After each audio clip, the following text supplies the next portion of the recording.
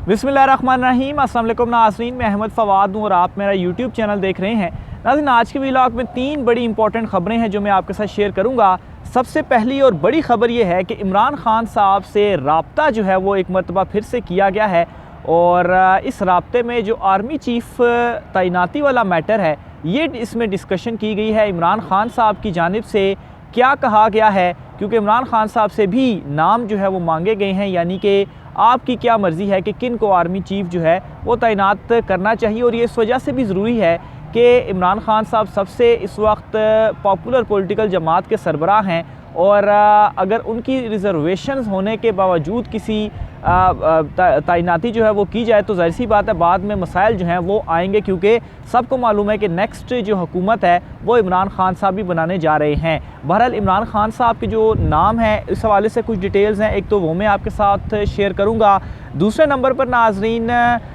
जो army act है इस हवाले से अपडेट ये है कि 20 नवंबर को जॉइंट सेशन जो है वो असेंबली का वो बुलाया गया है और इसमें ये आर्मी एक्ट अगर इसमें जो तरमीम है वो मंजूर करवाई जाती है तो कैसे एक सीनियर जर्नल जो है या बल्कि 2 सीनियर जर्नल आउट होते हैं और बल्कि 2 नहीं, 1 सीनियर जर्नल आउट और 1 सीनियर जर्नल इन, ये क्या मामला है, या दोनों इन भी हो सकते हैं, ये क्या मामला है जो तरमीम की जा रही है, इस हवाले से भी कुछ डिटेल आपके साथ में रखूँगा। और चीफ़ जस्टिस उमर अताब बंदयाल साहब की जानिब से आज बड़ा एक इम्पॉर्टेंट फ़ैसला जो है वो दिया है और ये फ़ैसला जा रहा है इमरान खान साहब के लॉन्ग मार्च के हवाले से। ये डिसीजन है, हुकूमती एक दरख्वास्त थी वो मुस्तरद हुई है कि इमरान खान साहब के लॉन्ग मार्च को रोका जाए। इसकी डिटेल भी आज के व्लॉग में आपके सामने रखूँगा। सबसे पहले तो नाज़रीन जो आर्मी एक्ट है इस हवाले से मैं आपके साथ चीज़ें शेयर कर दूँ तो जो एक इसमें तब्दीली की जा रही है वो रीअपॉइंटमेंट की जगह पर रिटेन का जो लफ्ज़ है वो यूज़ किया जा रहा है। एक व्लॉग में मैं इस हवाले से मुकम्मल जो डिटेल है वो बता चुका हूँ। अब नाज़रीन यहाँ पर एक कॉन्स्पिरेसी थ्योरी ये मौजूद है कि ये जो रिटेन का जो लफ्ज़ है ये यूज़ किया जाता है तो इससे ज़ाहिर सी बात है वो प्रोसेस ख़त्म हो जाएगा और शहबाज शरीफ जो हैं वो ऑर्डर जारी करने के बाद तो अपना ये जो इख्तियार है वो इस्तेमाल कर पाएंगे। इससे होगा क्या, अब जो सीनियरिटी लिस्ट है उसमें जनरल वसीम जो हैं वो सबसे ज़्यादा सीनियर है और 17 या 18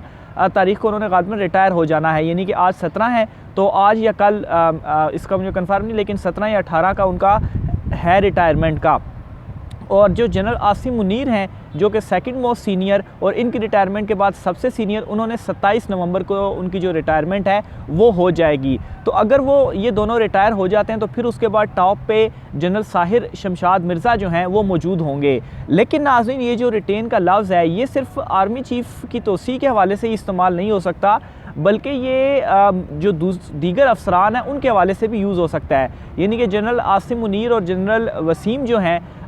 इनको भी इसके तहत जो रिटेन करके मज़ीद कुछ दिनों के लिए भी जो तोसी है अपने ओहदे के ऊपर बरकरार रखा जा सकता है। तो ये नाज़रीन सबसे एक इम्पॉर्टेंट नुक्ता है जो कि इस वक्त मेरे ख्याल से उस तरह से डिस्कस जो है वो नहीं हो रहा, यानी कि अगर जनरल वसीम और जनरल आसिम दोनों को रिटेन कर दिया जाए तो उनकी जो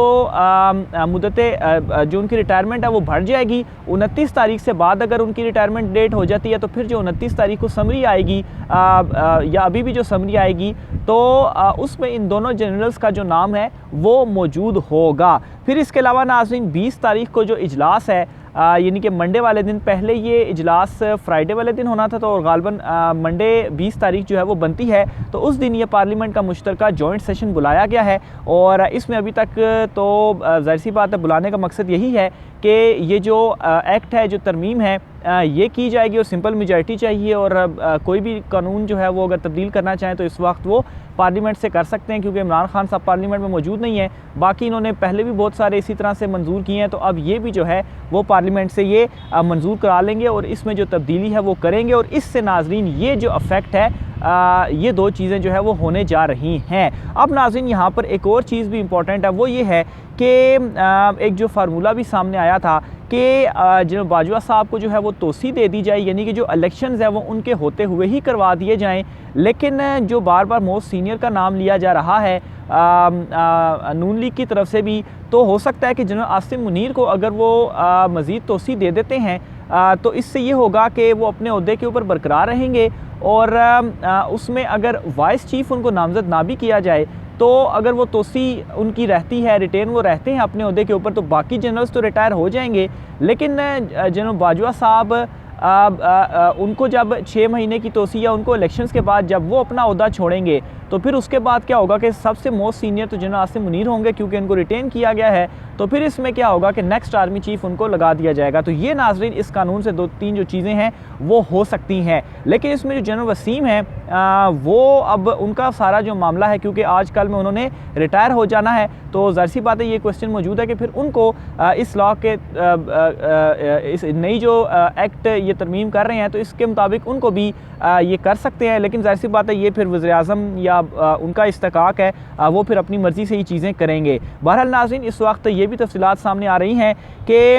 इमरान खान साहब से भी एक रब्ता हुआ है और इमरान खान साहब से ये जो आर्मी चीफ़ तैनाती वाला मामला इस पर रब्ता हुआ और उनसे भी जो राय है वो ली गई है। तो इमरान खान साहब का ये कहना है कि जनरल बाजवा साहब की जो रिटायरमेंट होगी 29, उसके बाद जो लिस्ट बन रही है, जो समरी बन रही है, उन 4 नामों को या 5 नामों को कंसिडर जो है वो किया जाए। यानी कि इसका मतलब ये हुआ कि जनरल वसीम और जनरल आसिम मुनीर ज़ाहिर सी बात उससे पहले रिटायर हो रहे हैं, और अगर ये आर्मी एक्ट जो है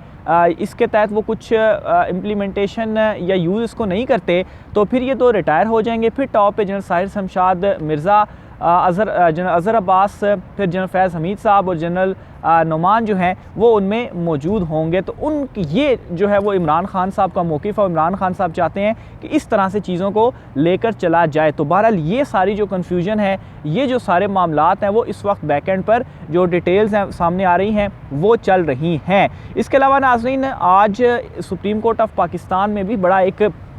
इम्पॉर्टेंट जो डिसीजन है वो सामने आया है, और ये मामला कुछ इस तरीके से हुआ है कि जो सेनेटर मुर्तज़ा हैं कामरान मुर्तज़ा JUI के, उनकी जानिब से सुप्रीम कोर्ट में दरख्वास्त दी गई थी कि इमरान खान साहब का जो लॉन्ग मार्च है उस लॉन्ग मार्च को रोका जाए, इस्लामाबाद दाखिल होने से रोका जाए, आबादी से दूर रखा जाए। तो इसके ऊपर इस्लामाबाद हाई कोर्ट में आज सुप्रीम कोर्ट ऑफ पाकिस्तान में समाअत हुई है। चीफ जस्टिस उमर अताब बंदयाल साहब इस्लामाबाद हाई कोर्ट के जो साबिक चीफ जस्टिस थे वो अब इस्लामाबाद सुप्रीम कोर्ट में आ गए हैं। चीफ जस्टिस सत्तर मिनल्ला साहब और जस्टिस आयशा मलिक, ये 3 रुकनी बेंच था जिसने समाअत की। हुआ इसमें ये कि अदालत ने इस दरख्वास्त को गैर मौसर करार दे दिया है, और गैर मौसर करार देने के बाद इस दरख्वास्त को निपटा दिया गया है, और साथ ही ये कहा है कि अगर ज़रूरत पड़े तो आप दोबारा ये दरख्वास्त जो है वो दे सकते हैं, लेकिन फ़िलहाल इस दरख्वास्त को एंटरटेन नहीं किया जाएगा। इसमें हुआ ये है कि आज जो एडवोकेट जनरल थे, जब उनसे ये पूछा गया इस सारे मामले के ऊपर, इस दरख्वास्त के ऊपर, तो उन्होंने ये कहा कि इमरान खान साहब की जानिब से, पाकिस्तान तहरीक-ए-इंसाफ की जानिब से इंतज़ामिया को एक दरख्वास्त दी गई थी कि आप उन्हें हमें जो लॉन्ग मार्च है, जलसा है, वो करने की इजाज़त दें। तो इंतज़ामिया की जानिब से इजाज़त नहीं दी गई। तो इस पर जो है वो ये कहा गया कि अब उन्होंने इजाज़त अगर नहीं दी तो ये तो इंतज़ामिया का मैटर है, इसमें कोर्ट क्या मुदाखलत करे, या कोर्ट उनको इजाज़त दे या कोर्ट उनको इजाज़त ना दे। तो बहरहाल इस वजह से ये जो दरख्वास्त है उसे गैर मौसर कराकर निपटा जो है वो दिया गया है। इसकी मज़ीद जो डिटेल्स हैं वो मैं अगर आपके सामने रखूँ तो जो सेनेटर कामरान मुर्तज़ा हैं उनकी जानिब से आज मुख्तलिफ जो है वो दलाइल दिए गए, और उन्होंने अपने दलाइल में ये कहा कि फवाद चौधरी के मुताबिक जुम्मे हफ्ते को जो लॉन्ग मार्च है वो इस्लामाबाद पहुंचेगा। इसके अलावा उन्होंने ये कहा कि लॉन्ग मार्च से मामलाती ज़िंदगी जो हैं वो मुतासिर हो सकते हैं, जो अमन व अमान की सूरत हाल है वो भी मुतासिर हो सकती है। तो इस पर जस्टिस आयशा मलिक ने जो है वो ये सवाल पूछा, क्या हुकूमत ने एहतजाज को रेगुलेट करने का कोई तरीका बनाया है। जस्टिस सत्तर मिनल्ला जो कि इस बेंच का हिस्सा थे, उन्होंने भी ये सवाल किया कि क्या आप ये समझते हैं कि इंतज़ामिया इतनी कमज़ोर हो गई है कि लॉन्ग मार्च कंट्रोल नहीं कर सकती। उन्होंने मज़ीद ये भी कहा कि ये एग्जेक्टिव का मामला है, इनसे ही रुजू करें, गैर मामूली हालात में ही अदलिया मुदाखलत कर सकती है। जब इंतज़ामिया के पास ऐसी सूरत हाल कंट्रोल करने के वसी इख्तियारात हैं तो अदालत मुदाखलत क्यों करे। तो बड़े वैलिड जो क्वेश्चन हैं वो उनकी जानिब से उठाए गए हैं कि इंतज़ामिया के पास हैं, उनको दरख्वास्त भी दी है, उन्होंने दरख्वास्त रिजेक्ट भी की है, तो फिर इस पर अदालत क्या जो है वो मुदाखलत करे। तो ये नाज़रीन आज जो है वो इस बेंच में अदालत की जानिब से जो है वो कुछ सवालात है और बड़े वैलिड सवालात जो हैं वो उठाए गए हैं। साथ ही साथ जस्टिस सत्तर मिनल्ला साहब की जानिब से ये भी कहा गया कि क्या अदलिया की मुखालफत से इंतज़ामिया और पार्लियामेंट कमज़ोर नहीं हो गई, यानी कि इंतज़ामिया का काम है अदलिया इसमें मुदाखलत करे, तो क्या उससे ये कमज़ोर नहीं होगी। तो बहरहाल ये वो रीज़न्स थी जिसकी वजह से इस दरख्वास्त को गैर मुसर करार दे के निपटा दिया गया है। और ये ज़रूर एक उनको कहा गया है कि अगर हालात ख़राब होते हैं तो नई दरख्वास्त दी जा सकती है, तो फिर उसमें ये कोर्ट जो है वो मज़ीद देखेगी। इस वाले से मज़ीद जो भी डिटेल्स होंगी वो आपके साथ मैं शेयर करता रहूँगा। आज के व्लॉग से इतना ही, मुझे इजाज़त दीजिए, अल्लाह हाफ़िज़।